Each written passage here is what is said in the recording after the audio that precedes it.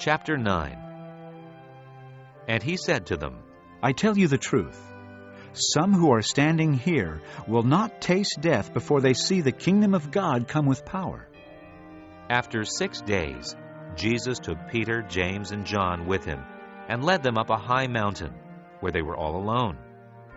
There he was transfigured before them. His clothes became dazzling white, whiter than anyone in the world could bleach them. And there appeared before them Elijah and Moses, who were talking with Jesus. Peter said to Jesus, Rabbi, it is good for us to be here. Let us put up 3 shelters, one for you, one for Moses, and one for Elijah. He did not know what to say. They were so frightened. Then a cloud appeared and enveloped them, and a voice came from the cloud, This is my son, whom I love. Listen to him. Suddenly, when they looked around, they no longer saw anyone with them except Jesus. As they were coming down the mountain, Jesus gave them orders not to tell anyone what they had seen until the Son of Man had risen from the dead. They kept the matter to themselves, discussing what rising from the dead meant. And they asked him, Why do the teachers of the law say that Elijah must come first? Jesus replied, To be sure, Elijah does come first and restores all things. Why then is it written that the Son of Man must suffer much and be rejected? But I tell you, Elijah has come, and they have done to him everything they wished, just as it is written about him. When they came to the other disciples, they saw a large crowd around them, and the teachers of the law arguing with them. As soon as all the people saw Jesus, they were overwhelmed with wonder and ran to greet him. What are you arguing with them about? He asked. A man in the crowd answered, Teacher, I brought you my son, who is possessed by a spirit that has robbed him of speech. Whenever it seizes him, it throws him to the ground. He foams at the mouth, gnashes his teeth, and becomes rigid. I asked your disciples to drive out the spirit, but they could not. Oh, unbelieving generation, Jesus replied. How long shall I stay with you? How long shall I put up with you? Bring the boy to me. So they brought him. When the spirit saw Jesus, it immediately threw the boy into a convulsion. He fell to the ground and rolled around, foaming at the mouth.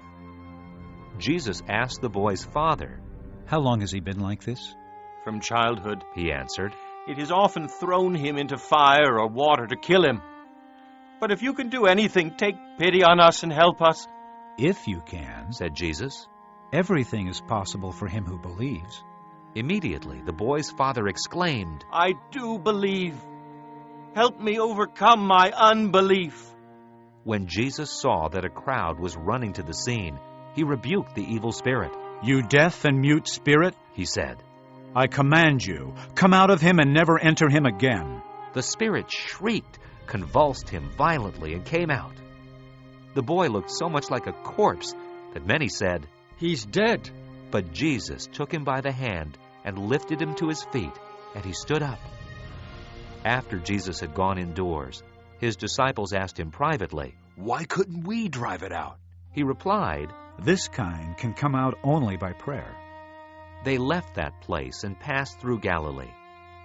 Jesus did not want anyone to know where they were, because he was teaching his disciples. He said to them, The Son of Man is going to be betrayed into the hands of men. They will kill him, and after 3 days he will rise. But they did not understand what he meant, and were afraid to ask him about it. They came to Capernaum. When he was in the house, he asked them, What were you arguing about on the road? But they kept quiet, because on the way they had argued about who was the greatest. Sitting down, Jesus called the 12 and said, If anyone wants to be first, he must be the very last and the servant of all. He took a little child and had him stand among them. Taking him in his arms, he said to them, Whoever welcomes one of these little children in my name welcomes me. And whoever welcomes me does not welcome me, but the one who sent me.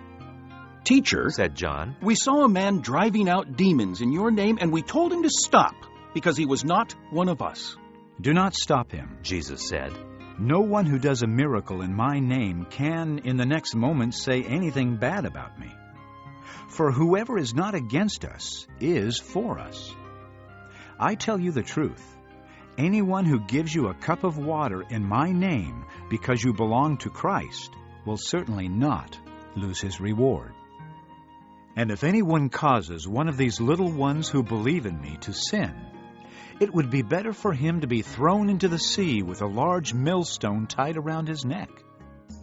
If your hand causes you to sin, cut it off. It is better for you to enter life maimed than with two hands to go into hell, where the fire never goes out. And if your foot causes you to sin, cut it off. It is better for you to enter life crippled than to have 2 feet and be thrown into hell. And if your eye causes you to sin, pluck it out.